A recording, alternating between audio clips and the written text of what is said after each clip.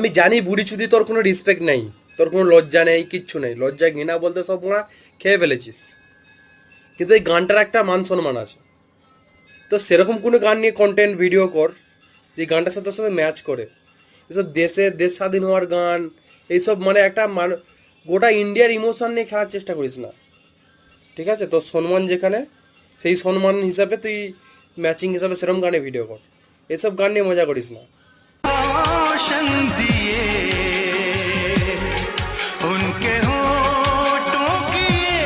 Actually তুই কি নিজেকে মনে করিস বলতো তুই সেলিব্রিটি?